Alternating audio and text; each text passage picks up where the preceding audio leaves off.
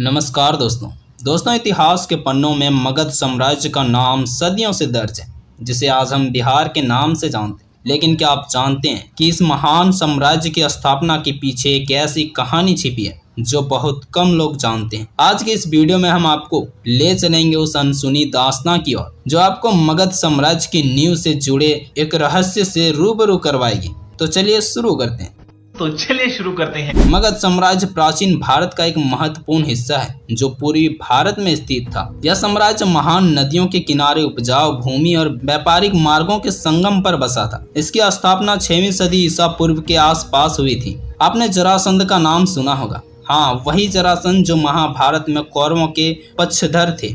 लेकिन जरासंध से पहले मगध की कहानी शुरू होती है उसके एक राजवंश से जिसके बारे में कम ही लोग जानते हैं, हर्यक वंश। जी हाँ दोस्तों, और इसके पहले राजा बृहद्रथ थे जिन्हें साम्राज्य की नींव रखने का श्रेय दिया जाता है। लेकिन यहाँ से शुरू होती है एक अनसुनी कहानी। बृहद्रथ के शासन काल में मगध का विस्तार तो हुआ, लेकिन उनके जीवन के अंतिम क्षणों तक एक बड़ा रहस्य छिपा रहा। कहा जाता है कि जब बृहद्रथ को मृत्यु का आभास हुआ तब उन्होंने अपने पुत्र जरासंध को सिंहासन सौंपने का निर्णय लिया। लेकिन यह कहानी जितनी सरल दिखती है उतनी ही जटिल भी है। बृहद्रथ के पास एक अद्भुत खजाना था जिसे चिरंजीवी शक्ति के नाम से जाना जाता था। यह शक्ति राजा को अमरता प्रदान कर सकती थी, लेकिन इस शक्ति का रहस्य सिर्फ राजा और उनके सबसे भरोसेमंद मंत्रियों को ही पता था। कहा जाता है कि बृहद्रथ ने इस खजाने को कभी भी अपने पुत्र जरासंध के हाथों में नहीं सौंपा। कारण था उनका डर, जरासंध के भविष्य की एक काली भविष्यवाणी। जी हाँ, भविष्यवाणी के अनुसार जरासंध एक दिन मगध को बर्बाद कर देगा और उनका अंत भी एक